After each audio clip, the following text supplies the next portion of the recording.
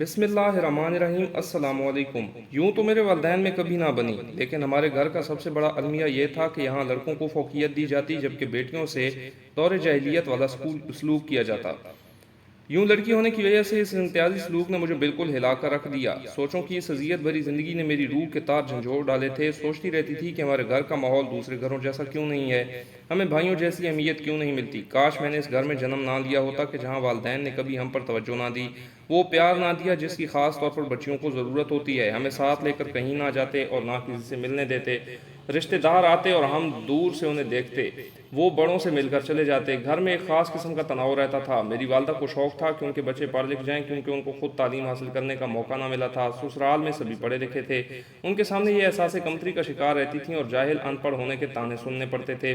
تبھی چاہتی تھیں کہ یہ ان کی اولاد میں کمی نہ رہے، کوئی ان کو ان پڑھ اور جاہل نہ کہے۔ جس گھر کا ماحول پرسکون نہ ہو، وہاں بچے اپنی ٹوٹی پھوٹی اور مسخ شدہ شخصیت کے ساتھ کس طرح ساتھی طلب علموں کے ہمراہ قدم سے قدم ملا کر چل سکتے ہیں۔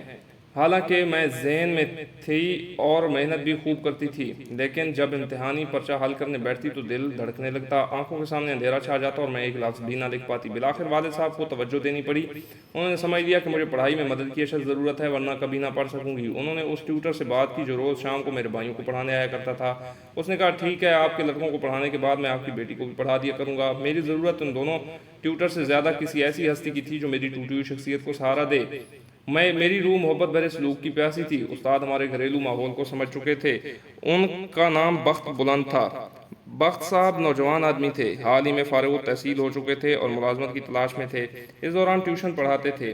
انہوں نے مجھے پیار و توجہ سے پڑھانا شروع کر دیا۔ ان کی بھرپور توجہ کے باعث میں نہ صرف پڑھائی میں دلچسپی لینے لگی بلکہ ان کی ذات بھی میرے لیے دلچسپی کا مرکز بن گئی اور یوں ہم چاہت کی منزلوں سے آگے نکل گئے۔ بخت بظاہر شرافت کا نمونہ تھے اور ان کے نیک چلن ہونے کا ہمارے گھر میں چرچے تھے۔ گھر کا ہر فرد ان کی نیک نفسی اور اچھے اخلاق کے گن گاتا تھا۔ اس امر کی گھر والوں کو مطلق خبر نہ تھی کہ میں اسکول سے چھٹی ہو جانے کے بعد کچھ وقت اپنے ٹیوٹر کے ساتھ گھر سے باہر گزارتی ہوں۔ ہم اکثر ایک قریبی ریسٹورنٹ کے فیملی روم میں جا بیٹھتے اور تھوڑی دیر بات چیت کر لیا کرتے۔ اس دوران چائے یا کافی ہم دونوں کا موڈ مزید خوشگوار بنا دیتی۔ بخت نے مجھ سے وعدہ کیا تھا کہ جو ہی ان کو ملازمت مل جائے گی وہ مجھ سے شادی کر دیں گے۔ انہوں نے کہا، تمہارے والد مجھے پسند کرتے ہیں اور مجھے یقین ہے کہ وہ تمہارا رشتہ مجھے دے دیں گے۔ اس بات پر میں نے بھی یقین کیا کیونکہ والد صاحب بلند بخت کو اس قدر پسند کرتے تھے کہ ہر وقت ان کی تعریف کرتے رہتے تھے۔ میری والدہ سے کہتے، ایسے لائق بیٹے نصیب والوں کے ہوتے ہیں۔ ابا ان کی ملازمت کی کوشش بھی کرتے رہتے تھے۔ انہوں نے اس بارے میں اپنے کئی دوستوں سے کہہ دیا تھا۔ وقت گزرتا گیا اور میں بخت کو اپنا سب کچھ سمجھنے لگی۔ میٹرک پاس کیا تو سب سے زیادہ بخت کو خوشی ہوئی۔ میرے والدین کا کہنا تھا کہ یہ سب بخت کی محنت کا نتیجہ ہے، ورنہ کبرا نے کب پاس ہونا تھا۔ جب بخت پاس ہونے کی خوشی میں میرے لیے کتابوں کا تحفہ لائے تو میں نے انہیں وعدہ یاد دلایا۔ وہ بولے، میری ہمت نہیں پڑتی ایسی بات تمہارے والدین سے کرنے کی، تم خود ہی ان کو گوش گزار کر دو کہ میں تم سے شادی کے لیے والدہ کو لانے کا آرزو مند ہوں۔ وہ سمجھے کہ بھلا لڑکی ہو کہ یہ کیسے والدین سے رشتے کی بات کر سکتی ہے، لیکن میں اپنے جذبے میں سچی تھی۔ بہن کی مدد لی اور یہ بات عظمیٰ کے ذریعے والدہ تک پہنچا دی۔ اب جو بلند بخت آئے، امی جان نے بلا جھجک سیدھے سبھاؤ کہہ دیا، بیٹا اگر تم کبرا سے شادی کے آرزو مند ہو تو رشتے کے لیے اپنے والدین کو لے کر آؤ۔ یہ سن کر وہ گھبرا گئے، شاید وہ یہ سننے کے لیے تیار نہ تھے، سٹپٹا کر رہ گئے۔ تبھی ابو آ گئے۔ والدہ نے فوراً معاملہ کھول دیا۔ کبرا کے ابا، دیکھو بلند بخت کیا چاہ رہا ہے، یہ آپ کی فرزندی میں آنے کے خواب دیکھ رہا ہے۔ فرزندی میں آنا تو اچھی بات ہے، ہم اسے بیٹا سمجھ کر ہی گھر کے اندر بٹھاتے ہیں، بیٹا سمجھ کر گلے سے بھی لگا لیتے ہیں۔ بیٹیوں کا فرض ہر ماں باپ کو ادا کرنا ہوتا ہے، بلند بخت کو بیٹا بنانے میں کوئی حرج نہیں۔ وہ سر جھکائے سنتا گیا۔ تبھی اماں نے کہا، بیٹا اگر ایسی بات ہے تو اپنی والدہ کو میرے پاس بھیجنا۔ اب سارے بہن بھائی بخت صاحب سے پوچھتے تھے کہ کب آ رہی ہیں آپ کی امی۔ وہ کبھی آج کل کرنے لگتا، کبھی سر جھکا لیتا۔ ایک دن اتفاق سے بازار میں اپنی والدہ کے ہمراہ ان کی دوائیں خرید رہا تھا کہ اس اسٹور پر ہماری اماں بھی آ پہنچی۔ بخت کو دیکھا، فوراً آگے بڑھی، بیٹا تم یہاں؟ پھر ان کی والدہ کی طرف دیکھا، یہ میرا بیٹا ہے، بہن دوائی خریدنے تھی۔ اور آپ کون ہیں؟ اماں نے اپنا تعارف کروایا اور سوال کیا، آپ کب آ رہی ہیں ہمارے گھر؟ بخت بلند نے بتایا کہ جلد آنے والی ہیں۔ خاتون کچھ نہ سمجھی، اپنا پتہ بتا دیں، کسی دن آ جاؤں گی۔ تب اماں نے پتہ سمجھا دیا۔ ایک دن وہ اپنی بیٹی کے ہمراہ آ گئیں۔ میری ماں نے جتلایا کہ آپ لوگوں کا بڑا انتظار تھا کیونکہ بخت ہمارے ہاں رشتہ کرنا چاہتا ہے اور آپ کو لانے کی بات کی تھی اس نے۔ وہ بولی، بہن جس میں اس کی خوشی اور جیسے آپ راضی، مجھے تو کوئی اعتراض نہیں، آپ اچھے لوگ ہیں تبھی اس نے ایسا کہا ہوگا۔ یوں بھی ہمیں بچوں کی خوشی عزیز رکھنی چاہیے، ہم تو بلند بخت کی خوشی میں خوش ہیں۔ یوں دونوں خواتین نے آپس میں چند ملاقاتوں اور بات چیت کے بعد منگنی کا اعلان کر دیا۔ بخت کی والدہ نے مجھے دیکھتے ہی پسند کر لیا۔ گمان بھی نہ تھا کہ بخت نے اپنی ماں سے میرے بارے میں ذکر تک نہیں کیا ہے۔ غالباً وہ یہی سمجھ رہا تھا کہ وہ مجھے خاصے دنوں تک بیوقوف بناتا رہے گا کہ ماں باپ اس رشتے پر ابھی نہیں مان رہے اور میں انہیں منانے میں لگا ہوں۔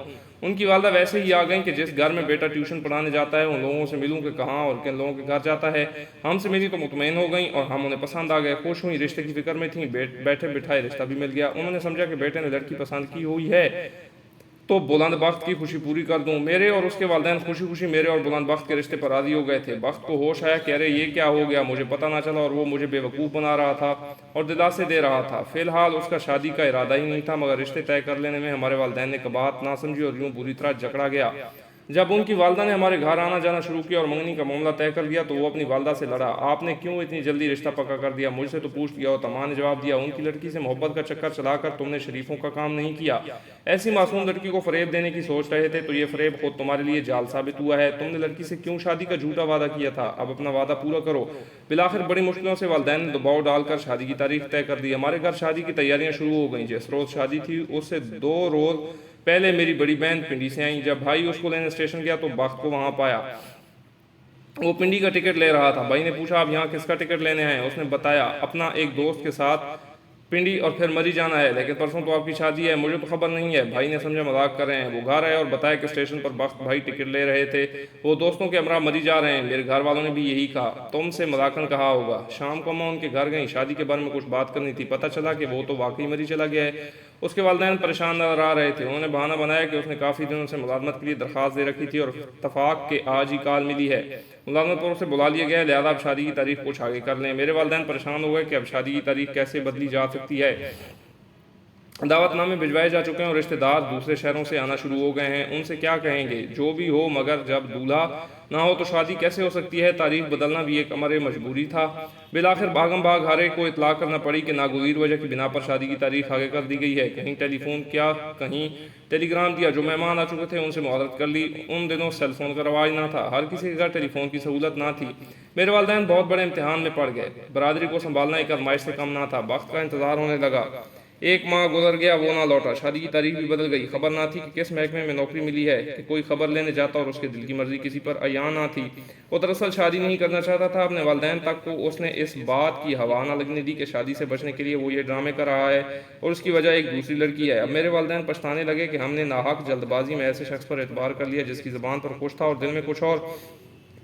اس کے والدین کم پریشان نہ تھے، اس کے دوست کے گھر گئے جس کے پاس اس کا فون نمبر تھا، اس نے فون پر بخت کو لعنت ملامت کی۔ تب اس نے اپنے والدین سے بات کی اور کہا نئی ملازمت ملی ہے، فی الحال نہیں آ سکتا، 2 ماہ بعد آ سکوں گا۔ اے کاش وہ اس دن ہی والدین کو اصل بات سے آگاہ کر دیتا تو ہم لوگ مزید خواری سے بچ جاتے، مگر اس کم ہمت انسان میں اتنی اخلاقی جرأت نہ تھی کہ سچ بات لبوں پر لاتا۔ آخری وقت تک دھوکے میں رکھا، بلکہ ایک نئی تاریخ بتا دی۔ میرے والدین نے دوبارہ کارڈ چھپوائے اور برادری میں تقسیم کر دیے۔ آخری وقت میں پھر انہیں منہ چھپانا پڑا۔ ہوا یوں کہ دوسری بار جو تاریخ طے پائی تھی، بخت اس سے 1 روز پہلے گھر آ گیا۔ سب خوش ہو گئے، شکر ہے کہ وہ آ گیا۔ میں مائیوں بٹھا دی گئی، سہیلیاں سہاگ گیت گانے لگیں۔ اس کا ایک دوست آیا، والد صاحب کو بتایا کہ بلند بخت اکیلا نہیں آیا بلکہ اپنی نئی دلہن کے ساتھ آیا ہے۔ بار بار تاریخ تبدیل کرنے کا سلسلہ سمجھ میں آ گیا۔ اسی دوست نے بتایا کہ وہ ایک اور گھر میں بھی لڑکی کو ٹیوشن پڑھانے جاتا تھا جو FA کی طالبہ تھی اور ایک بڑے بزنس مین کی بیٹی تھی۔ اسے بھی محبت کا فریب دیا تھا، لیکن بخت کو امید نہ تھی کہ اتنے امیر گھرانے کا رشتہ مل جائے گا۔ سمجھ رہا تھا کہ وہ ایک معمولی گھرانے کا بے روزگار نوجوان ہے، بھلا اتنا بڑا سرمایہ دار کیوں کر اس کو داماد بنا سکتا ہے، لہذا وہاں بھی بس دل لگی ہی تھی۔ تاہم اچانک جب لڑکی پر انکشاف ہوا کہ بخت کی شادی ہو رہی ہے، اس لڑکی نے بخت کے ساتھ خوب جھگڑا کیا۔ تب اس نے کہا کہ تم رئیس آدمی کی بیٹی ہو اور میں ایک معمولی گھرانے کا فرد ہوں، تمہارا میرا رشتہ نہیں ہو سکتا، بے شک اپنے باپ سے منوا سکتی ہو تو منوا لو۔ لڑکی لاڈلی اور ضدی تھی، وہ اڑ گئی اور والدین سے بات منوا لی۔ عین وقت پر جبکہ شادی کے کارڈ بھی چھپ چکے تھے، اس لڑکی نے بخت سے کہا اب مجھ سے شادی کرنی پڑے گی ورنہ میں خودکشی کر لوں اور میرا باپ تمہیں جیل میں ڈلوا دے گا۔ بخت کے ہوش اڑ گئے اور اس نے دوست کو تمام کہانی بتا کر مری کی راہ لی۔ جہاں اس کا کلاس فیلو رہتا تھا وہاں جا بیٹھا۔ لڑکی بھی اپنے دوست کے پاس پہنچی اور دھمکی دی کہ اس کا پتہ دو ورنہ تمہارے گھر میں زہر پی کر جان دے دوں گی اور تم پکڑے جاؤ گے۔ اس زور آور لڑکی سے ڈر کر اس نے بخت کا پتہ بتا دیا۔ وہ وہاں پہنچتی اور شادی کے لیے کہا۔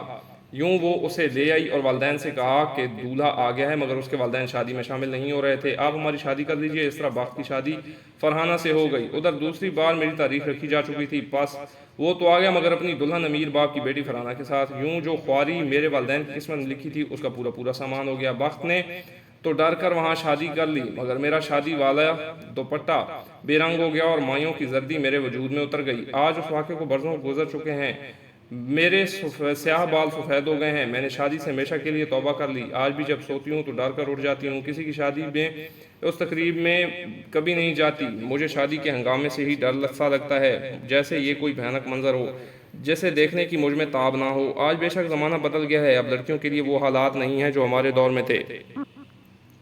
وہ اب برملا والدین سے بات کر سکتی ہیں، جبکہ ہمارے دور میں لڑکیاں یہ جرات نہ کر سکتی تھیں۔ لڑکے بھی اپنے دل کی بات والدین کے سامنے نہیں کھول سکتے تھے، تبھی اس قسم کے المیے جنم لیتے تھے۔ والدین بھی سیدھے سادے تھے کہ ایک دو ملاقاتوں میں اعتبار کا رشتہ قائم کر لیتے تھے، جیسا کہ ہماری دو سادہ دل والی ماؤں نے کیا اور جھٹ منگنی اور پٹ بیاہ والا معاملہ کر ڈالا۔ تاہم یہ بات آج تک سمجھ نہ سکی کہ بلند بخت بزدل تھا یا بیوقوف یا دھوکے باز انسان تھا جس نے ایک وقت میں دو لڑکیوں سے شادی کا وعدہ کر لیا تھا۔ اللہ جانے اس نے ایسا کیوں کیا۔ وہ دو کشتیوں کا سوار تھا، مگر وہ دریا پار اتر گیا اور اس کی عاقبت اندیشی کی سزا مجھے مل گئی۔ میں جو گھر کے ماحول سے بیزار تھی، اس کی توجہ اور ہمدردی پا کر اس پر اعتبار کر بیٹھی۔ اگر یہ توجہ مجھے اپنے ماں باپ سے مل جاتی تو یقیناً میں ایک سراب سے دھوکہ نہ کھاتی کہ جسے محبت کہا جاتا ہے۔ میری دونوں بہنوں کی زندگی آج کامیاب اور مطمئن انداز سے گزر رہی ہے، شاید اس لیے کہ وہ مجھ سے زیادہ مضبوط اعصاب کی مالک تھیں۔ ماں باپ اور ماحول ایک ہوتے ہیں، لیکن یہ ضروری نہیں کہ سب بچے بھی ایک جیسے ہوں۔ کچھ بچے بے حد حساس ہوتے ہیں۔ والدین کو چاہیے کہ وہ اپنی اولاد کو سمجھیں اور اپنے زیادہ حساس بچوں کو ہرگز نظر انداز نہ کریں، ورنہ وہ ٹوٹ کر بکھر جاتے ہیں اور زندگی میں ناکامیاں ان کا مقدر بن جاتی ہیں۔ میرے نزدیک بچپن اور لڑکپن کی عمر میں بچوں کے لیے سب سے زیادہ ضرورت اور قیمتی دولت ماں باپ کا پیار اور ان کا آپس میں حسن سلوک ہوتا ہے، جس سے گھر میں سکون کی فضا قائم ہوتی ہے اور بچے اس پرسکون گہوارے میں پل کر کامیاب اور کامران زندگی گزارتے ہیں۔